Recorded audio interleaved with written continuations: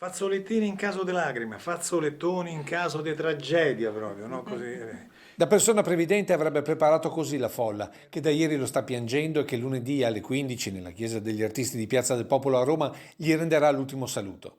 Sarà purtroppo limitato a meno di 100 persone, ultimo oltraggio del coronavirus a Stefano Dorazio, scomparso ieri sera poco dopo le 22 all'età di 72 anni. Il decesso al Columbus Hospital di Roma, struttura Covid del Policlinico Gemelli della capitale. Stefano era stato ricoverato il 29 ottobre con febbre alta per il contagio da coronavirus, forse facilitato da alcuni problemi articolari conseguenza di oltre 40 anni di carriera da batterista.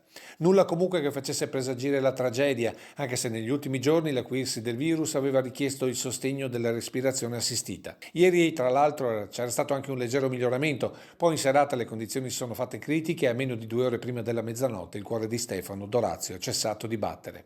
Un cuore generoso di una persona che non ha mai fatto mancare il suo sostegno a quanti lo conoscevano.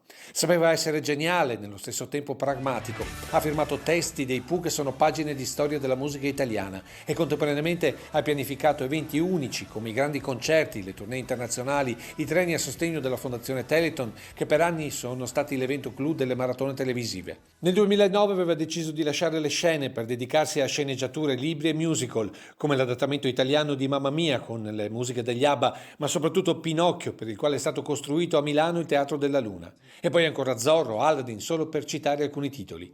Instancabile, oltre alle tournée e agli spettacoli, si divideva tra la casa di Dalmine, quella di Roma, a Piazzale Clodio, e l'Infernetto, dove hanno mosso i primi passi tanti giovani artisti, oggi volti famosi del piccolo e del grande schermo. Poi l'amore per Pantelleria e per Tiziana Giardoni, diventata sua moglie 3 anni fa. Io mi sono sposata solo per questo, eh? Sicuramente uno dei suoi giorni più felici di una vita generosa dove non mancava mai una battuta ed un sorriso. Ed è per questo che vogliamo pensarlo così, partito per una nuova, lunga tournée, piena di luce. Pronti?